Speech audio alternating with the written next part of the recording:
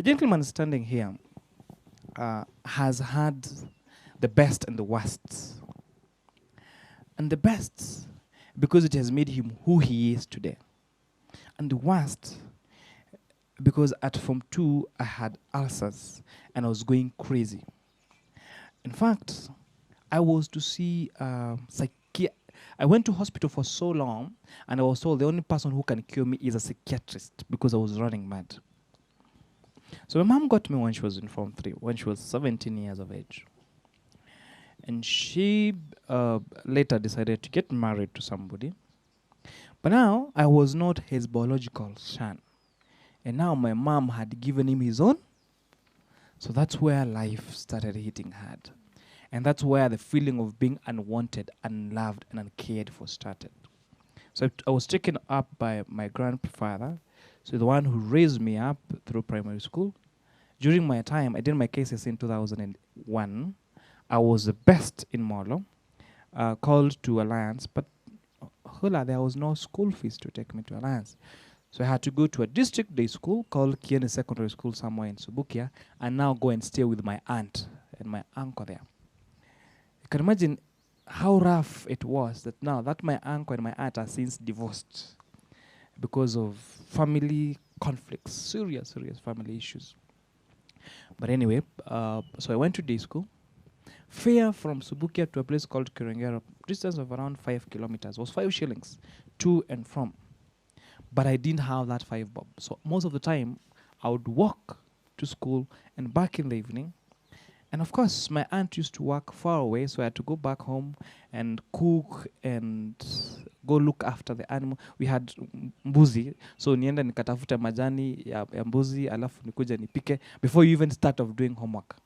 Of course, there was no electricity, so una rely na mafuta taa, and most of the time we run out of paraffin. So you'll have now to wake up very in the morning to be in school before 5 a.m. so that you can do your homework, because you could not do the homework at home because there was no power at home. But that's how I did for 4 years. Ended up scoring an A in my KCSE of 2005 and got admitted to join Kenyatta University. But if you got an A, you got an admission letter to Kenyatta University and a fee of 32,000 shillings a year minus accommodation. Where do you even start? So I went to a dairy farm and was employed as a milkman, earning 60 shillings a day. And my hope was to save enough so that I can pay my own school fees. Of course, before, what do you eat out of 60 bob? And this is not kitambo, it's not like in the 90s. My grandfather used to tell me, ati kutoka Nairobi hadi Nakuru ulikuwa unalipa fare 1 shilling and 50 cents. Then, of course, those days were 20 years ago. We're talking about 2006. That's 12 years ago. Okay, of course, it's a lot of time for most of us. But so 60 shillings, supposed to eat, supposed to save for university. But 1 month down the line, my principal of my former school called me. Asked, what are you doing? Then I said, mimi niko milkman. Akaniambia, hapana, huwezi kuwa ulipata A, alafu koko, wewe ndio unakamua na wale watu waliachia class 4.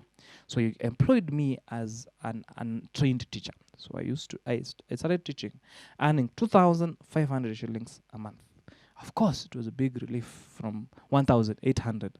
I got a salary increment of 800, starting to earn 2,500.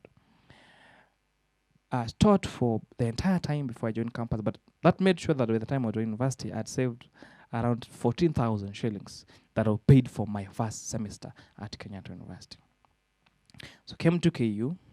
We did a harambe at home to raise money so that I can top up for my university. And there's one thing I remember, and I keep telling this story. This one old woman, naitwa Shosho Virginia. I know ZP, you know her. She came and she said, I don't have money to give you, but I have these two gorogoro. You know gorogoro, what gorogoro is? Niko na hii gorogoro mbili ya mahindi, hata kama sitakupea pesa ya uende ukasome, usilale njaa. To say it in Gikuyu, nidi na biashara yako neno ke gorogoro ishigire. Niguo uthindugeke atia? Tukararire. And up to date, I still remember the gesture of that widow. And that's why I got miraculous myself into politics. When I got a job and I really made my first million. I took 690,000, bought fertilizer, 50 kg fertilizer, and 10 kgs of maize seeds, and distributed to my whole division of where I come from, because I thought these are the people who gave me maize to go home, to go to school and study. So joined Kenyatta University. Of course, now we raised out money, joined Kenyatta University, and I realized we cannot be doing Harambee every year. And help was not even, there's something called higher education loan support. It was not enough to sustain me in school. And remember also, my mom divorced, separated from my father, from my stepfather, got some other 3 children, so we are 5 boys, and without a job. So when I'm going to university, before I leave home, my mom asks me now, unatuachia nini? Sasa wewe unaenda Nairobi, unatuachia nini? And I am a student. But I would understand, because she has a burden of feeding 4 kids, paying rent for them, and it was really overwhelming. So I had a way to survive. So once my help hit in my account, I remember it was 20,000, I went to Gikomba and just went and bought stuff, vests, bras, panties, lip balm, lip gloss, all those things. And then now in the evening, after classes, I would really get very well dressed, I'll in a small suitcase, and I'll go door to door, go around the hostels and saying, my name is Kuria and I'm selling all this, I'm selling. And now some people would come and they would take all the things from your bag and hii ni pesa ngapi, the way you do to the hawkers, hii ni pesa ngapi, hii ni pesa ngapi, hii ni pesa ngapi, and then they don't even buy. That was most disappointing. But there are some that would even buy. And one of those that bought was a girl called Mombi. I sold her a calculator, later sold her my love, and married her. And now she has a son of me, 3 years now. But I never thought that whatever I was doing was wrong. And that's how I survived 4 years through campus. And that's how I bought my first piece of land from that selling, because I went and became now a distributor. Now I would have guys, I would go get the stuff and now give to Rachel, say, these are things worth 20,000, but I know the value of this is 30,000 and we're going to make 3,000 profit. Then I give to Ndongo this one. So I became now a distributor. And gradually that income grew, and I realized that I made a sale and my savings was 800,000 shillings. And I used that money. I think that was a stupid move then. But it's good to have a good friends, because then Winnie again, my friend then, nikamwambia nataka kununua plot. Girls around 19 will not encourage you to buy a piece of land really. Maybe tungeenda Mombasa tujivinjari, but we actually bought a piece of land where we build our Nairobi home today. From that time. Anyway, so survived through the 4 years in campus. Graduated with honors. I remember I was a valedictorian on my class. I was the best in the class. In fact, I'm the one who gave the graduate speech of our time. Did Bachelor of Commerce in Finance. Then I realized that for you to make sense in the finance world, you need to have CPA qualifications. So my friends from rich families were going to KCA University in the evening for CPA classes. I could hardly pay for my own fees at the university. So how do I even pay for KCA? So I enrolled. I sat for all my CPA exams, passed all of them without ever attending any class. And that's why today, in addition to my by the way, Ndongo, my appropriate title should be Honorable CPA Kuria Kimani, because I'm a certified public accountant. So did my 4 years, graduated, and of course during that time I'm a staunch Catholic, brought up in Catholic church. So in second year, I got elected as a chairperson of the Catholic community of the whole of Kenyatta University. And I remember Rachel was serving in the Christian Union, and I was now in the Catholic Church. So during that time, it gave me a time to interact with the VC. The VC was still my Professor Muganda, is my mentor and my personal friend, and got to interact with very many people, because when the leadership of the university were called, then I was one of the leaders of the university. Then I graduated. For the valedictorian of the class, you're a CPA, you have a degree. Then I went looking for a job. My friend, there is no single bank in this country that doesn't have my application letter on my CV. So I wrote emails to all of them. I realized emails are not going. I delivered copies to the head office and realized this is not working. I delivered written applications to the branches. The other day, I remember passing through and I see, I think they wanted me to sign something. And I went and told them, the last time I was at this branch, I was bringing an application letter for a job. And in fact, introducing myself as your colleague, where you're so full of yourself. So you can say, I'm going to be your next colleague in this bank. But here is how? This is my application letter. And you need to realize now that might have been a little stupid, because even the person you're giving your application form for your application letter for this job could be an intern in that bank, or could even be I don't know, anyone else. When was it? I think when was I at Equity? 3 weeks ago, I went to Equity Center. I had a meeting with the CEO of Equity Bank. Now he's here. Now I also remembered my experience dropping my application at Equity Center. And I remember insisting that I have to give it to the HR manager. Then I was told by the G4S guard at the gate, this is the farthest you can go. So if you have any letters, you may now leave it here. But anyway, to cut the long story short, I later applied for a job at the US Embassy. They had a job for a budget analyst. I went for the interview. And one letter that's still on my folder was a regret letter from them telling, you're very ambitious young man, you great potential, but we regret. We need someone with more experience, but you were second best. We're going to keep your CV in our database for the next 2 years. So if there's a new position that comes up at the US Embassy, then we'll be happy to call you. I still treasure that letter because it's the only letter I've ever received from an employer regretting my application, despite having made thousands of them. Anyway, so later I joined. I got an internship at U.S. Catholic Foreign Missionary Society. I did very well at my internship, and a job opened up for regional finance manager for Africa region. I applied, and I was the best. So before joining politics, I was serving as a regional finance manager for Africa region for U.S. Catholic Foreign Missionary Society. That's a brief, even a summary of my life. Of course, then those activities of the people, I realized there is a lot that needs to be done by leaders. And I thought that we have politicians who go to politics for the wrong reasons. And I also said that politics is taken by people as a retirement package. Where once umefanya kazi ingine yote, unaenda kwa siasa kama ya mwi. And I said, I want to be a change. I want to take politics as a career. So what do you do for a living? I am a politician. And these politicians can make a difference in this country. And that's the route I decided to take, and I'm not looking back.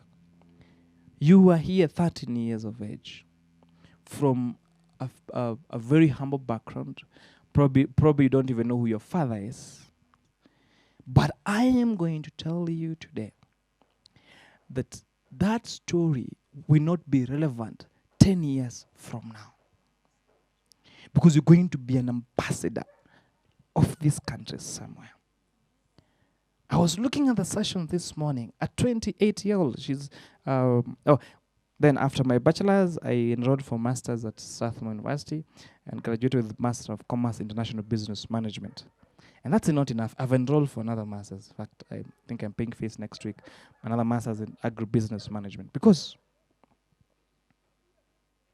there is nothing. The only thing that lasts is what you put in your mind. You're going to eat that food, you'll be hungry the next 2 hours. True or false? But what you feed in your mind will never perish, will never go away. I was saying, go to school, study, and stop asking irrelevant questions. So, those things I do, who father is, who your mother is, what happens, what after this, where do I go?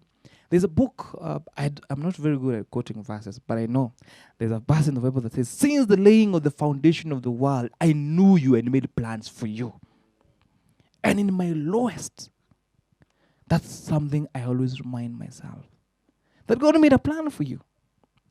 And you might be here thinking, oh, I'm so disadvantaged. Look, you have people who are going to pay fees for you for the next 4 years. So stop pitying yourself. We have people people who are living in big families and don't have anyone to pay their fees. So when you're counting your worries, school fees is no longer your worry. So pitying yourself. I have a niece who came to visit me at home. And this morning I was asking her, so what grade did you get last term? And she said, I got a C. So what was the best subject? Then she tells me, biology. What did you get in biology? I got a C+. Then I ask her, what is the difference between osmosis and diffusion? It's like, see. Then she didn't know. And I could tell her what the difference between osmosis and diffusion is. And I told her, I last did my biology exam 13 years ago. And I can't remember. Wewe, hata hujajaza kitabu moja. Which subject have you filled a book? Most of you are in Form 1, right? What book have you? Ni kitabu gani umejaza notes ikaja? Students, am I speaking to somebody? Kuna hata kitabu moja umejaza? So it's simple. So if you can get that now, how do you hope to pass a KCSE exam 4 years from now that would have been accumulation of 4 years of study? Start with those 10 pages. Read as if you're reading for your KCSE. Now, I say, and I dare say, tell you, there are questions you can ask me, even if you call me from my sleep and ask me a question in chemistry. That was one of my favorite subjects. I'll answer you. Because I read like this is my life. And trust you me, this education could be your life. But again, you have people who are good at other things. I remember during campaigns, you meet a lot of people. Mimi ni muimbaji na mimi huwa naimba lakini mheshimiwa ningetaka unisupport. So namuuliza umeimba wimbo gani? Nimeandika mingi na umerecord hata hapana sijarecord lakini hapo unataka unisaidie? Then I asked him, this is someone who even has a smartphone. Even if you don't have a smartphone, the regular kabambe phone has a recorder. Namwambia, si at least urecord hiyo music yako kwa ka recorder, unipe nisiki. You're probably in church, and I'm telling them, in this church you should have offered yourself to sing. So that gradually, people start knowing your song. Because it's not the recording that sells music. It's not. Nani amenunua ile CD ya Short and Sweet? Who knows that song, Short and Sweet? Let me ask again. Who knows the song Short and Sweet by Sauti Sol? Hata wewe hujui? You swear you don't know. Na unajua unaimba yote kutoka mwanzo hadi mwisho. Did you buy a record of it? Umebuy CD yake? Lakini kwa sababu ilichezwa, ikachezwa hadi ikianza tu hata shosho yangu unasikia unaona kuka pale ameanza kufanya ile hivi. Si unaona amecheka kwa sababu amejua your move. Speaking of which, have you watched that video? Do you see that lady that does like this? As a result, that lady, anaitwa Agnes. Good. Unaona na ulikuwa unasema ujui hiyo wimbo. Kumbe unajua hata dance hiyo ngoma. That lady now, Agnes, is so famous that I'm telling you, if she uses her publicity well, if I were her, I'll look for a brand to endorse. And the next thing you'll see her on the TV endorsing a brand like this, maybe a Safaricom brand or something like this. It's going to be paid millions of shillings of money. Why? Because when she got a chance to dance, she didn't just dance, she gave her everything to that dance. Someone's telling you, some of us are blessed with books academically. But you could be a runner. You could be a footballer. You could be a musician. You could be an artist. Start those things. Have an artist book every day. Improve on your drawing. And maybe that's what will make a big name for yourself. I'll give you an example of Mombi again. I think her passion in design is not more of her academic knowledge, but her love for it. You know, she would stay at home and ask me, what am I wearing to church tomorrow? Then I said, I don't know. They said, that is the previous night. Asubuhi would hear asui machine. Grrr, grrr, grrr. Then I'm asking, what? Anashangaa hiyo kelele inatoka wapi? So she's woken up to to make a dress that you'll wear to church that day. Because you've realized that, vile women, no matter how many clothes you have, you never seem to have anything to wear at any particular time. So when she feels she doesn't have anything to wear, she makes it then. But I don't think it's something that she learned in school. It's her passion for it. I'm seeing a photographer there. There has been photos that have won awards. And those photos that have won award are photos that someone has given in their best for, where you take that so nice shot. I remember, ulilipo hiyo picha ile ya pop? Sikulipo. Hey, my friend. But at least you trended. Your name is on BBC, if I remember. Remember that time Pop came to Kenya? So Dongonyoro with his phone took a photo of the Pope and on that and now shared it. Then it was quoted on BBC and all those media. You should claim something for it, for sharing your photo. So if you are a photographer, you would have made a name for yourself.